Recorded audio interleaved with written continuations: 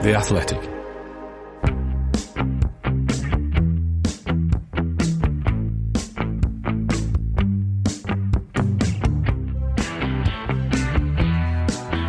Hi folks, welcome to another episode of the Athletic FPL podcast. I'm Mark McGettigan. You'll find me on Twitter at FPL General, recording on Sunday night after what has been a frustrating game week for a lot of managers.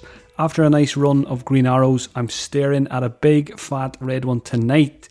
The best thing to do after a bad one is to focus on the next one. The Champions League returns this week, so avoid making those raised transfers that are tempting you until we have all the information we need on Friday. The Gameweek 14 deadline is Saturday morning, so there will be another podcast on Friday afternoon after the press conferences to get you up to speed on everything that happens between now and then. In this episode, I'll do a very quick Gameweek review, update the watch list, answer questions from Twitter, and take a look at captaincy and potential transfers for Gameweek 14.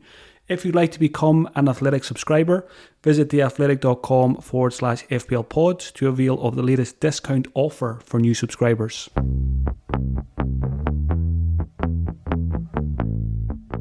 A quick review of Game Week 13. There is one game to go on Monday night, which is West Ham and Bournemouth. I don't have any fixtures in that one, so it's going to be more punishment there for me. Transfer was Trossard to Foden, like a lot of people. I think almost 1 million managers made that move. Typical FPL, Pep benches Foden, he gets 1 point. And we all knew Trossard was going to score after that Foden benching. I decided against the Zaha to Saka -4. Thankfully, I was very close to taking that -4 on Friday. I just decided I would wait and use the free transfer instead this week. So there is a good chance that move will be happening this week, but I'll come back to that in the transfer section of the pod. The only players who got me points, Captain Haaland with 26, and Mitrovic got a goal for his 6-pointer. All 9 other players blanked. And just to rub salt in the wound, Andreas for sub with a 10-pointer, and Nico Williams stuck as third sub. So I think Andreas and Nico on the bench kind of summed up the game week for a lot of managers. I finished on 47 points, which has me dropping from about 550k down to around 700k. And again, that'll probably drop maybe another 50,000 after the West Ham game. So it's been a really challenging season so far. Short-term goal now is to get 3 green arrows before the World Cup break, get back inside the top 500k and hopefully higher, and then come back and smash the second half of the campaign. I'm still kind of thinking, I didn't really set any goals at the start of the season, but where I am now, going to be quite tricky to get a top 10k finish. I was looking at my history a couple of days ago, and if I can manage to get top 50k, that would be my 10th top 50k finish. So that's kind of a goal in the back of my mind that I'd like to aim for, and I still think it's very much achievable even from 700 or 800k at this stage. There's only about 54 points between where I am now to the top 50k, so no matter where you are in the rankings, there's a long way to go, and it's still bunched up. I think it's probably more bunched up at this stage of the season than I've ever seen it before. 1 or 2 good game weeks, you can really fly up those rankings. So don't lose heart. I know a lot of people are struggling this season. A lot of content creators are struggling as well, but keep the faith. The ranks are still bunched up. And again, like I said, most of us have a lot of chips to play second half of the season as well. So hopefully we'll make up those points on those ahead of us after Christmas. No new members to the 59th Minute Club this week, just a few notable mentions. Mark Cucurella at Chelsea, who I mentioned last week, just about got to 60 minutes, got himself the clean sheet points. This week he starts and Graham Potter takes him off after 35 minutes.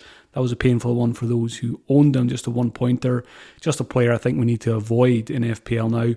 Also, Ryan Sessegnon at Tottenham just about made it to 60 minutes, but got a yellow card beforehand, conceded 2 goals and got himself a big fat 0 in that game. And also Jadon Sancho, just 51 minutes for Manchester United. He's already in the 59th Minute Club and he's not getting as much game time as we would expect. On to a watch list update. The players removed following Game Week 13. Mark Gahey at Crystal Palace. He's kind of been on and off the watch list a few times now. That 3-0 defeat is kind of the final nail in the coffin for me when it comes to Crystal Palace defenders.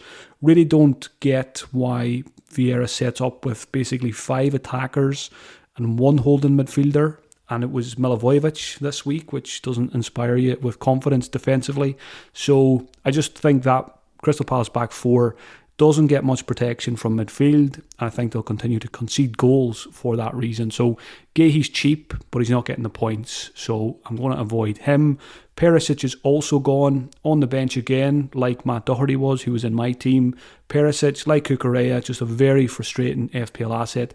The fact that he had his benching now, maybe he will get 2, maybe even 3 starts between now and the World Cup, but for me, Champions League is still an issue as well. So Perisic, probably what I'm going to come back to in the new year after the World Cup, because he's been pretty frustrating so far. We had high hope for him as an FPL prospect, but it just hasn't worked out.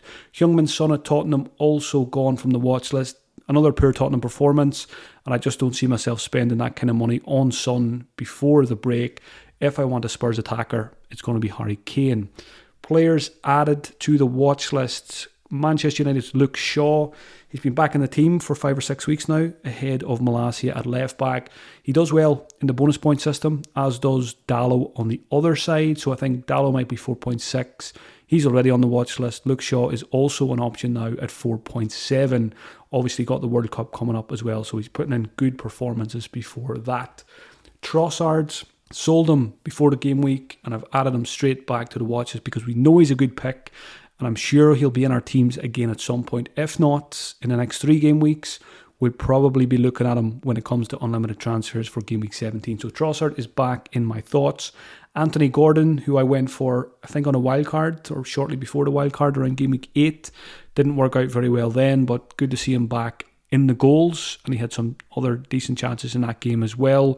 Calvert-Lewin also added from Everton. Good to see him get back-to-back starts. Fitness is starting to improve as well. He's going to probably make a late dash also for that World Cup squad, so he'll be determined to impress over these next 3 fixtures.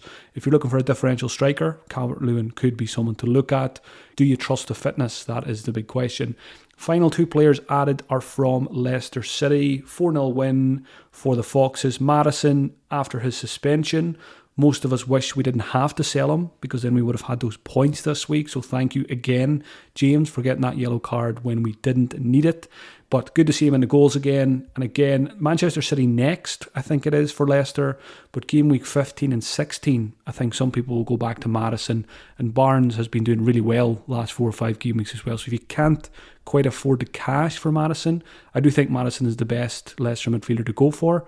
But if budget is an issue, Harvey Barnes is looking good also. Leicester seem to have turned the corner. Danny Ward has been frustrating the life out of me the last couple of game weeks. I had him first 3 game weeks, 1 point, 1 point, 1 point. Any question I've had about Danny Ward over the last few weeks about do I start Ward or do I start X keeper, I always say never start Danny Ward. And he's got 4 clean sheets in the last 5 games. He is the most frustrating player in FPL for me this season, and I really hope those clean sheets stop soon, because I can't take any more of the pain.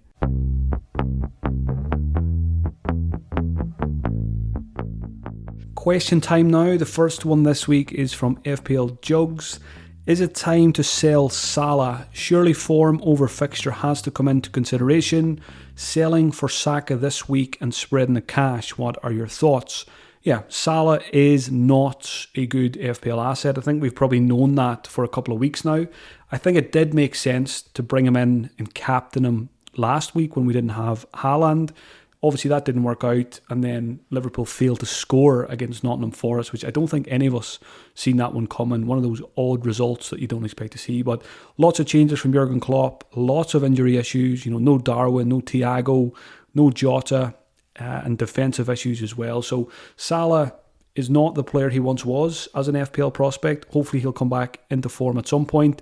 But looking at the next 3 game weeks, it's hard to justify the cash. Now, he's in my team, and he's probably going to stay there. Not because I want him to stay there, but I think it probably makes sense to make transfers elsewhere. I'll talk about Salah versus selling Zaha in the transfer section later. You could sell Salah and free up the cash, but the question is, where do you spend the cash?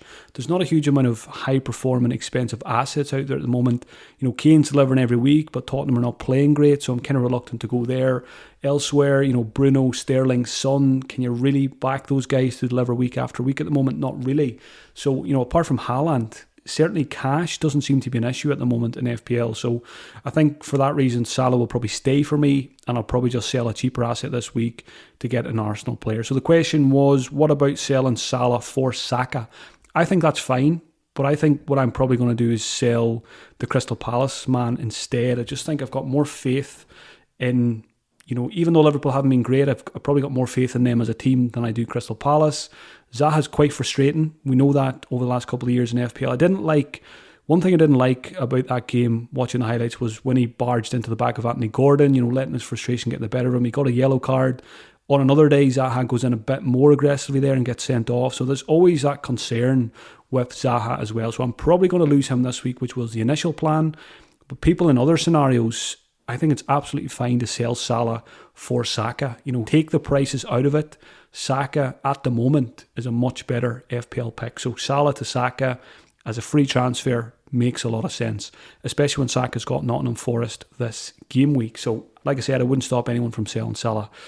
Question from Andy Mack.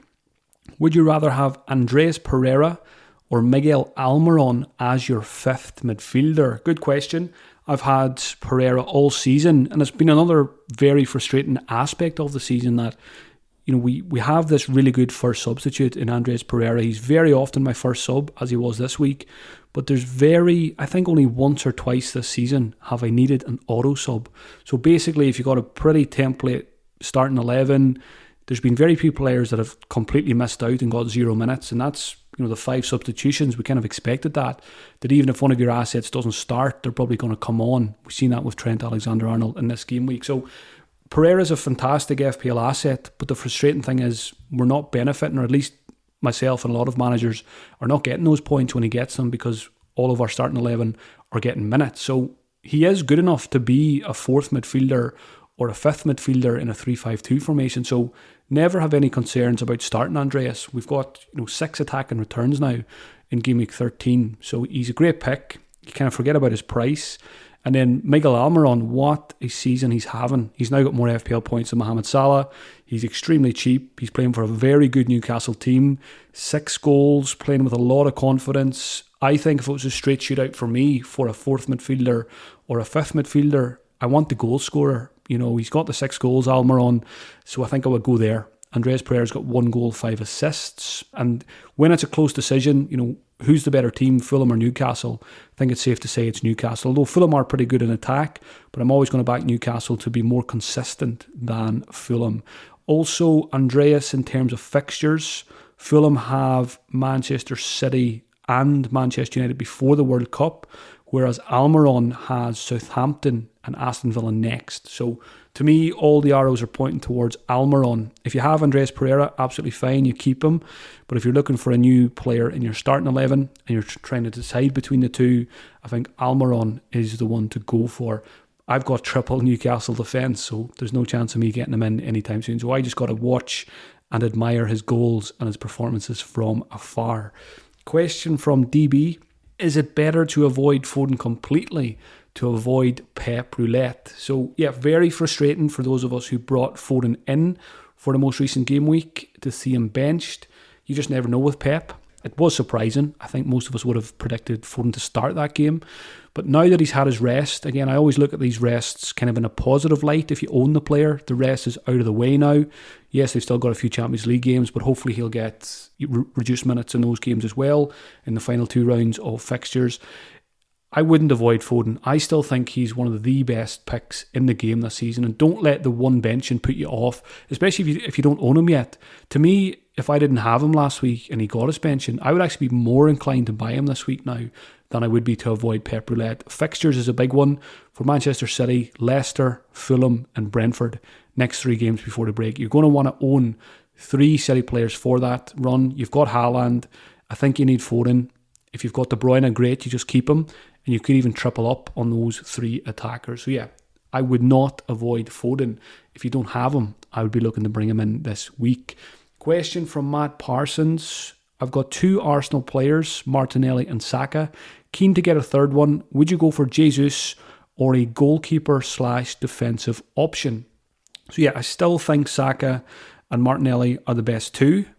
The question is, who do you go for the third one? My preference is Jesus, but budget reasons will make that tricky for a lot of squads. If budget is not an issue, let's say you are selling Salah or you don't have Salah, you probably do have funds. So I like the attacking triple up for this Nottingham Forest fixture. It's Chelsea after that, which is not great, but then it's Wolves in the final game before the break. So I like Jesus. He's been quiet recently, but his ownership has probably come down quite a bit because of that as well. So you could get in, before others. If you get Jesus for the Nottingham Forest game and he does well, a lot of people are going to eye him up then for that Wolves game in Game Week 16. So if you can get to Jesus easily this week, and you already have Saka and Martinelli, I think he's the one I would go for. If not, Ramsdale's absolutely fine, but you're probably not looking to make a goalkeeper transfer. Depending on who you have, unless you have an absolutely rubbish goalkeeper, you might want to make that switch. But otherwise, it probably makes more sense to make a defensive transfer. So bring in someone like Ben White or Saliba or Gabriel. That's on my mind too. I'm probably going to get Saka this week, but another option for me is keep Salah, keep Zaha, avoid Saka, and make my defence a little bit stronger, because I've got Doherty, who's a rotation risk, although I could just start Botman this week, who's got a good fixture against Aston Villa. But the other option is sell Doherty or sell Botman, and I could get an Arsenal defender. So I could go that way.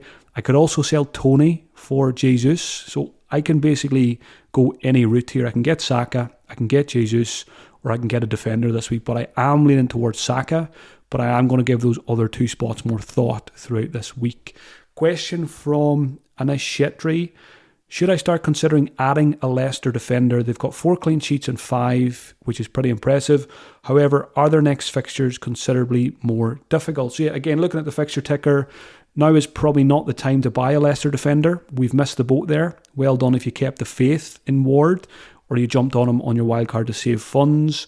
Manchester City next. You don't want Ward really, or a City defender for that one. Although I'm just thinking, I've seen a few people tweeting about it. If Danny Ward somehow keeps Haaland scoreless and keeps Manchester City scoreless, I actually think I might just quit the FPL next week. If I see a 0-0 for Leicester or a Leicester win, that is going to push me over the edge, because more than likely going to captain Haaland. So let's hope Danny Ward does not do any heroics next game week. Manchester City next for Leicester. Then it's Everton and West Ham. So I'm going to go out and say 0 clean sheets for Leicester in the next 3 games. City are going to score. The Everton and West Ham games are both away. So Everton are doing okay right now. Fancy them to score at Goodison Park against Leicester. And then it's West Ham. You've got Bowen, you've got Skamaka, you've got good players on the pitch there. So let's reevaluate that once the World Cup break comes. I'm predicting 0 clean sheets for Danny Ward in the next 3. And that's more in hope than anything else. Question from FPL Canadian. Who is the 3rd best defender to own, with Cancelo and Trippier being the consensus picks 1 and 2? I think the obvious place to go for a 3rd defender now is Arsenal, the ones I mentioned. Ben White for the value. Good to see him getting an assist as well. And then Saliba and Gabriel are always goal threats from set pieces also. So Cancelo, Trippier and an Arsenal defender I think makes the most sense. Although I'm going to give a notable mention here to Trent Alexander-Arnold. I know he hasn't been great this season, but given that it's only 3 weeks to the World Cup break, 2 of those Liverpool fixtures are Leeds and Southampton, and I think both of those games are at home. So I can see Trent getting some kind of points in those. He looked good when he came on, a couple of chances created, and he had a very good chance to score a header, which was saved, straight at the goalkeeper. So Trent, always potential there for points, and I still don't mind him as a short-term punt for 3 game weeks. Question from Elder Hallow. Is it worth a sneaky Zaha to Almiron move instead of Saka? Like I said, I can't do that, but if I wasn't already tripled up on Newcastle, it would be on my mind. Sometimes you got to forget about stats, you got to forget about algorithms, and you just got to look at a player full of confidence, and a team playing really, really well. Bruno Guimaraes has been one of the most impressive players for me this season, and when he's in the engine room, those attackers are always going to have chances, and Bruno and Almiron seem to have a really good relationship. Quite often it's Bruno that is playing Almiron in for those chances. He's just absolutely flying. And again, forget about FPL prices. He's flying. Newcastle are flying. He's a really good pick. So I think Zaha to Almiron is absolutely fine on current information, but I'm still going to go ahead with a Saka move. And I think that would be the case even if I didn't have triple Newcastle. I've always wanted Saka back as soon as possible. I wanted him back last week, so I was quite grateful that he didn't get points this week. I was grateful that he got the yellow card because I didn't own him, but I do want to just get him straight back in now, which was always the plan. So I still think Saka is a better FPL asset than Almiron, but if you're feeling the Miggy love, absolutely go for it, because he's probably going to just continue scoring. Question from Fabian: is Maddison back on the menu? Yes, not this week. I don't love it for a transfer this week because it's Man City, and I'm always going to back the Manchester City defence, although Maddison is very capable of getting points in that game. It's after that, if you want a short-term, Game Week 15, Game Week 16, I like Everton and West Ham for James Maddison, so he certainly is back as an option. And final question, which will bring me into the captaincy conversation, from James: is Haaland immune to the early kickoff curse? So, as Mahatma Gandhi once said, you should never back the early kickoff. And that's often the case with captaincy. A lot of FPL managers will not captain in the first game of the game week because they think, if he blanks, my weekend's ruined, and just have to watch the red arrow most likely, develop Saturday afternoon, Sunday and Monday evening as well. Put that out of your head. It's Erling Haaland. If anyone can break the early kickoff curse, it is the machine, the points machine, the goals machine that is Erling Haaland. So hopefully he doesn't get too many minutes midweek Champions League. Hopefully he gets a rest and he's nice and fresh for the afternoon. Hopefully he gets a good sleep Friday night, some pasta at about 8 in the morning on Saturday, and then he's good to go at 12:30 and bang in another hat-trick. So yeah, don't let the early kickoff put you off captaining one of the best FPL assets we've ever had.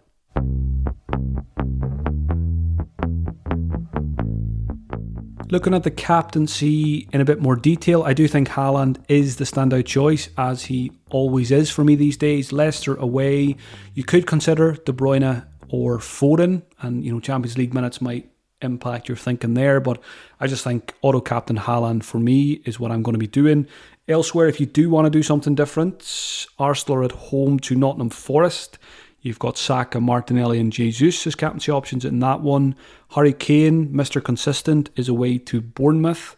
Mitrovic is at home to Everton. And Salah, I was going to say, is a captaincy option, but I don't think he is anymore. I don't think you can back Salah as captain anymore over a Haaland or over an Arsenal player when they're playing Nottingham Forest. Salah's got Leeds at home. I prefer Darwin as a captain in that game if you're looking for a Liverpool captaincy this weekend, and obviously only if we get positive news on Darwin's fitness. So Salah, no longer a captaincy candidate for me. Erling Haaland will get the armband against Leicester.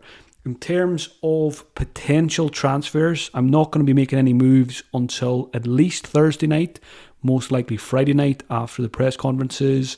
Zaha to Saka for the Forest game is most likely what's going to happen. Was close to doing that for a hit last week. There's also an argument to be made for selling Salah instead of Zaha to free up funds, but I'm probably not going to do that. And then Tony to Jesus is something I'm going to think about this week as well, but I probably won't do that for a hit if I buy Saka. So looks like Zaha to Saka will be my move on Friday night, but let's see if anything changes with the European games midweek.